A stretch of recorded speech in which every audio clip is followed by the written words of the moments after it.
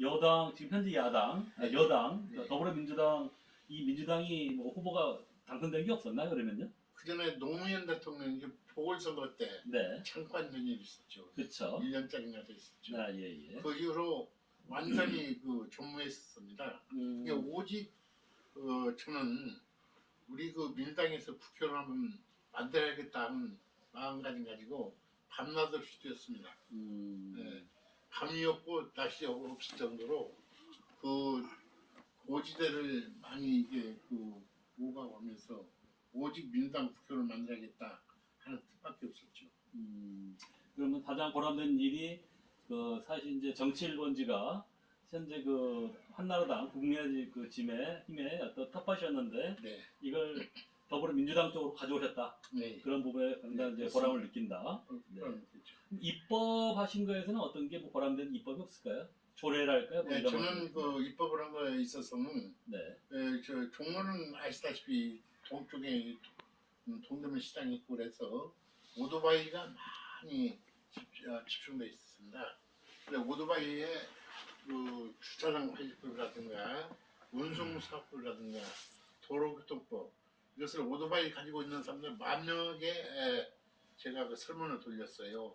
어떻게 했으면 좋겠냐, 문항을 한 20가지 문항을 해가지고 어떻게 했으면 좋겠느냐 해서 주차장 문제라든가 오토바이에다 짐 싣고 다니는 거 이런 걸 못하게 하고 운송 그 사업법 그게 운송이지요. 싣고 다니면서 배달도 하고 이렇게는 그 외웠을 때 그것을 제가 입법을 다 해가지고 상정했죠. 국회 상정할 때 그때 당시에 누구냐면 강남 국회의원이었는데 그분이 받았죠. 받아가지고 그야만 처리를 못하고 있다가 후에 처리가 됐는데 그 입법을 한 것이 저에게 상당히 자랑스럽게 생각하고 있습니다.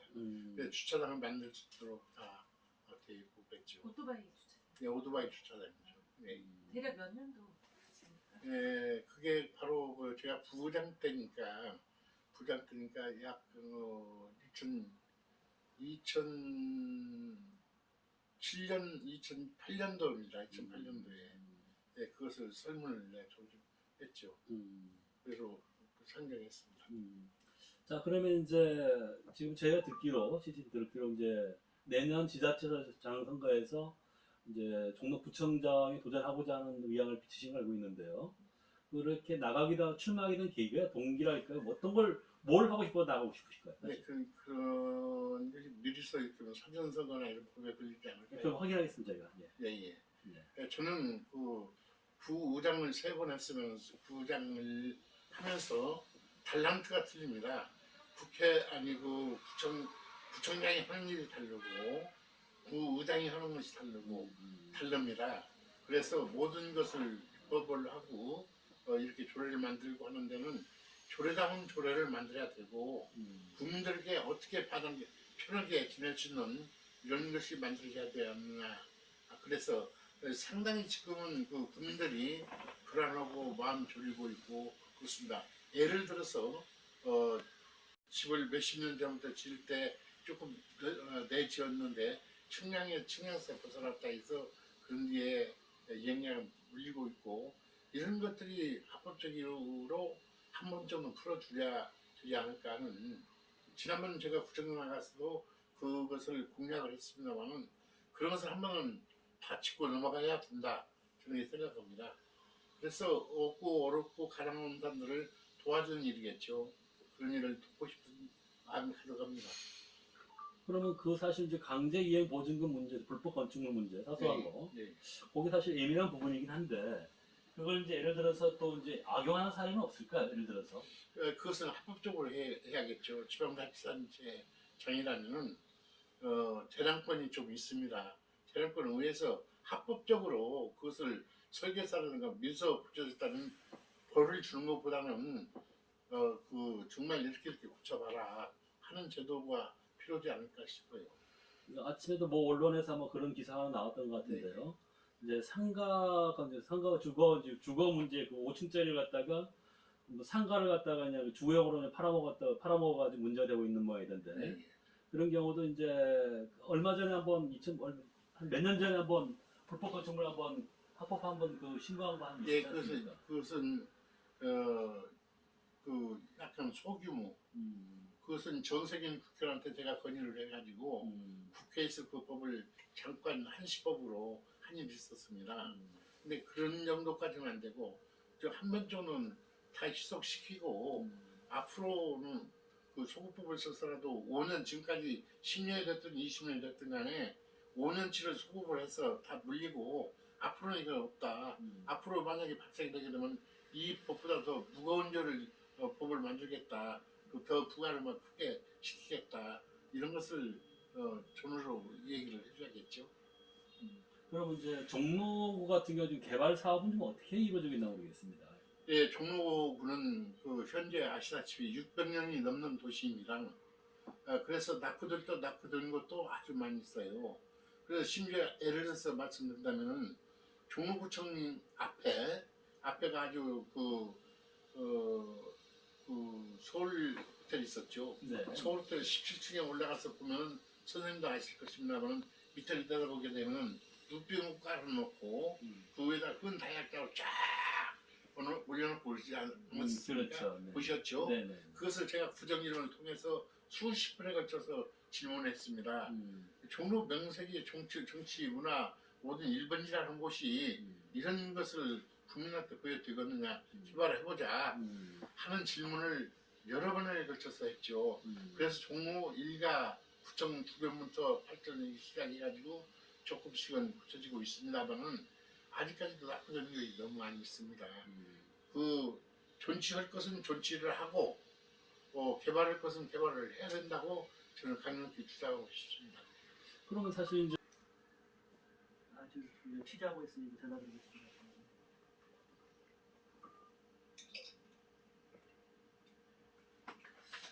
저희가 이제 친층 취재했던 부분이 뭐 아시나 들었나 모르겠지만은 여기 을지로 생각하게 되면은 그 오비 호프라고 있거든요. 네. 그러니까 100년 가게인데 네. 서울시에서 이제 그런 어떤 노포에 대해서 그걸 보존하겠다 해가지고 이제 100년 가게 이런 인증서를 줬던 건데 지금 그게 이제 그 동네를 갖다가 만성 호프라는 데서 이제 전체를 갖다가 독식을 해가지고 아마 개발 이익 때문에 그걸 뭐 타오를 일고 있는 것 같은데 그런 부분에서는 문제가 되는 젠트리피케이션 아니겠습니까? 예, 예. 소위 이제 어떤 그 전통과 그 다음에 현대 어떤 조화 이 부분 어떻게 고민하고 계시는지. 그래서 종로가 사실 굉장히 애껏 그 소중한 우리가 보존해야 될 것도 있을 것 같고요. 그렇습니다. 아까 오다 보니까 그 뒤쪽에 상당히 뭐 비싼 교회가 아주 네, 하여간 붉은 벽돌로 있던데 네, 네. 그런 부분과 그 다음에 도시 발전이라는 이 양 좀 대립되는 부분이지만 그 부분에서 어떻게 조화를 하고 생각하십니까? 지금 그렇습니다. 제 생각에는 존치할 것은 오래되고 문화 가치가 있는 것은 존치를 해야 되고 네. 존치에 필요성이 없는 것은 가감하게 발전을 시켜야 되고 이렇게 된다고 생각합니다. 제가 이태리 가서 이렇게 본 것을 보면은 그때 이태리 문명이 발달되지 않았을 때는 글도 모르고 문명인들이 많기 때문에 간판도 소고기 파는 집은 소머리를 그려놓고 생선 파는 사람은 생선을 이렇게 그려놓고 이렇게 하는 것을 제가 봤습니다. 근데 아주 낙후되고 또 낙후됐지만 그것도 보존 가치가 있었기 때문에 보존한 것 아닙니까? 이게 보존할 것은 가감하게 보존을 해야 된다고 생각하고 옛것과 현대화가 같이 겸해서 해야 된다고 저는 강력히 주장합니다. 균형 있는 발전을 꾀하시겠다. 그렇습니다. 예. 보존할 것은 철저하게 보존을 하고 그렇습니다. 그 개발이 필요한 것은 또 예, 예. 현대적으로 지금 우리 접근해서 선생님 저 종로가 아까도 얘기했습니다만 600년이 넘는 도심에도 지금 낙후성이 너무 많습니다. 저는 어느 때 가서 보면은 저희 청계천 8가에서 한 가운데 청계천 주위에 가운데 서가지고 보면은 종로 쪽하고 또 그 중구 쪽을 봤을 때 종로 쪽은 완전 죽은 도시 같고 중구 쪽에는 살아있는 도시 같고 이런 것을 제 스스로 느끼는 것이 있었어요. 그래서 종로도 역시 활기 넘치게 이렇게 해야 되지 않는가 하는 생각이 있습니다. 있는데 지금 지금 단체장들 하시는 것이 물론 다 잘하시는 분도 많이 있지만 그 케일이 좀 틀린 것이 없잖아 있더라 이런 것을 말씀드리고 싶습니다. 네. 다음에 이제 정치적인 부분으로 넘어가겠습니다. 아까 말씀 들어보니까 말 그대로 뼛속까지 아마 더불어민주당 이 사람이 더불어민주당 사람인 것 같은데 지금 향후 지금 가장 그 현안 다가와 있는 이제 대통령 선거가 있는데 이 부분에서 어떻게 노력하실 건지 모르겠습니다. 저는 그 대통령도 제가 오늘 아침에 문자도 어느 후보를 나중에 문자 논의 있으면은 대통령 하고 싶다고 해서 다 하는 것이 아닙니다.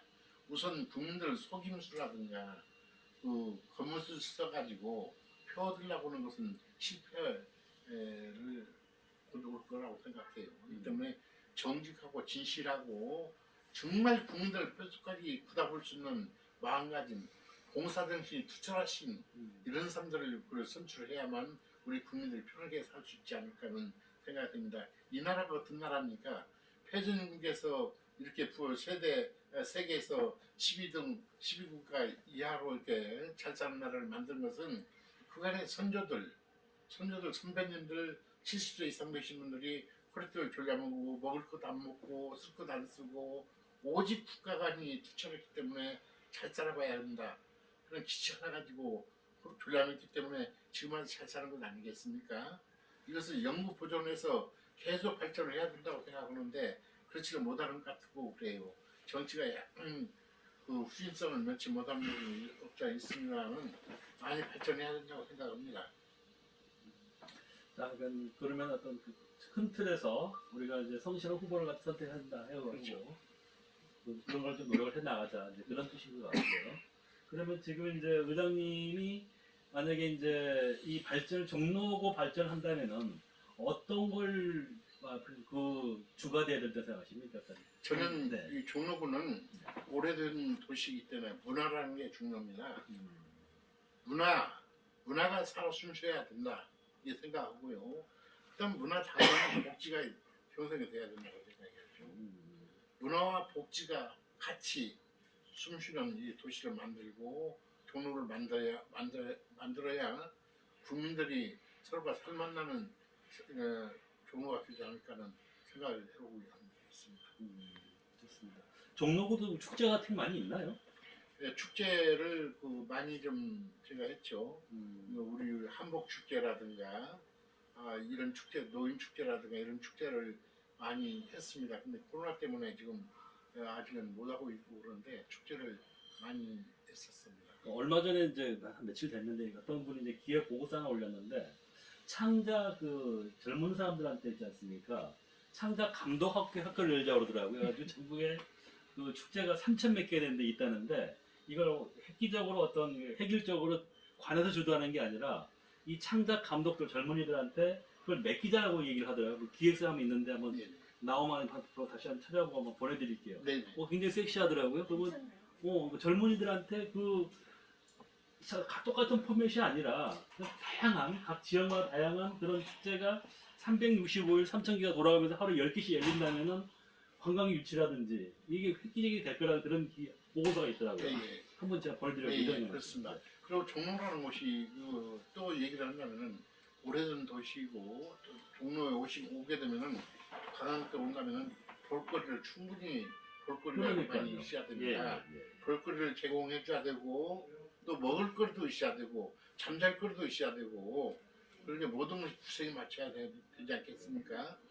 그래서 저는 종로에 요즘에 와서 호텔이 소규모 호텔이 많이 발전하고 이렇게 많이 짓고 새로 신축하고 했습니다. 아직도 관광객들이 종로에서 자고 종로에서 먹고 쓰고 종로에서 물건 이런 것도 구입하고 이렇게 하게 되면 그 관광 수입이 고스란히 종로에 떨어지지 않겠습니까? 그렇게 되면 우리 국민들이 잘 사는 쪽으로 되겠지요. 네. 우리 대표님 질문 아까 좀 하십시오. 나는 안 해. 우리 임 기자님 하시고 질문. 저요? 그냥 얘기하다가 생각나면 말씀드리려고 계속 저도 보고 있었는데요. 아까 일단 먼저 말씀하셨잖아요. 그 만선호포 그 골목. 근데 도심 재개발 문제. 네, 재개발 문제로 그 얘기를 꺼내신 거지만 또 다른 동네에서 볼 수 없는 풍경을 제가 봤거든요. 저도 지나가면서 네. 젊은이들이 많았던 거예요. 네. 그 호프집들의 바닥 이렇게 노상에서 먹는 이거를 젊은이들이 즐기려고 많이 나와 있더라고요. 반면에 또 종로 또 그 이면도로 밖으로 나가면 고령층들도 많잖아요. 그래서 제가 두 가지 두 우리 세대가 공존하는 그런 것 시장님께서 같아요. 그 말씀 주시는데 지금 이 광장시장을 보면은요, 광장시장이 옛날에는 천으로 이렇게 쳐가지고 펄렁펄렁 바람에 불면 그 있던 미세먼지라든가 이것을 우리가 다 먹고 마시게 호흡을 주도록 돼 있었는데 그렇죠. 그것을 제가 완전히 과감하게 싹 덮쳤습니다. 제가 장 본인입니다. 아, 예, 그래서 그 완전히 그 재래시장 활성화를 위해서 완전히 지붕 뜯고 미세먼지 좀 덜 마시게 하고 또 거기다가 포장마차를 하되 도시가스, 수도, 상수도, 하수도 이런 걸 다 준비해 넣어주고 이렇게 해서 약간 지금도 그 젊은이들이 많이 와서 먹고 있고 그런데 그런 것을 제가 차감을 원래 했었습니다. 공해를 좀 없애고 그러면서 예, 예. 젊은이들이 마음껏 즐기고 야외에서 먹고 놀고 마시고. 먹고 예, 할 수 예, 있게 예. 이거를 직접 하신 거라고요? 예, 광시청은 제가 한 거예요. 이런 거 원했어요. 뭔가 이런 게 딱 나오면 좋을 것 같아서요. 네. 업적이잖아요. 대단히. 예. 그것을 재래시장 활성화를 위해서 해놓으니까 저한테 그 당시에 벤치마킹 하겠다고 전국에서 다 그게 몰려왔습니다. 몇 년도일까요, 그러면요? 몇 년도에 그 그러니까 그게 한 2010년 이후에 전국에서 예. 일단 벤치마킹 하러 왔던 건가요? 그러면? 예, 저한테 많이 왔었습니다. 어떻게 하느냐. 그래서 우리 사실은 우리 그 살고 있는 주민들은 10% 정도 부담을 하고 나머지 국가 예산으로 다 할 수 있도록 그렇게 하고 예산이 서울시 예산, 우리 구 예산, 본인 예산, 본인들 내주고 이렇게 해서 다 만들어낸 겁니다. 그때 그럼 그렇게 시행하신 그 구체적인 뭐 이름이라든지 대표적으로 뭐라고? 사업면인데? 사업명? 네. 좀 알려주시면은 좀 반영을 좀 하면 좋을 것 같아요. 뭐 광장시장 뭐 현대화 사업이라든가 뭐 그런 네. 사업명이 있었을 것 같은데요. 예, 그러죠. 재래시장 활성화. 재래시장 활성화. 네. 뭐, 그리고 여기에 종로 5가에 오면 외국인들 와서 막 사진 찍고 이렇게 해가지고 난립대 해가지고 노점상이 많이 있고 그러지 않았습니까? 그것을 이명박 시장이 외국을 싹 없애려고 했을 때 저는 나무는 나무대로 그 한쪽으로 한가운데로 좀 양사골 그 길에다가 나무 꽃 같은 샘플 이렇게 갖다 놓고 지내라고 나무 시장 새로운 나무 시장을 만들자 해서 그 노점상을 없이고 거기다 집어넣어 가지고 있고 먹거리는 그 옆에 동대문 종합시장 앞에 맞은 쪽에다 먹거리를 또 해주고 그렇게 했습니다. 그것도 제가 한 것입니다. 제가 마지막으로 좀 질문을 하나 하겠습니다. 지금 우리나라는 인권과 부정부패가 만연화되어 있는 것을 기자님이 취재를 좀 해줄 줄 알았더니 안 해서 제가 질문하는데 그 점에 대해서 좀 우리 종로구 명품 도시에서 명품 도시 좋습니다. 말로 명품 도시 좋은데 인권이라는 게 중요하지 않습니까? 인권을 다뤄야 되겠죠.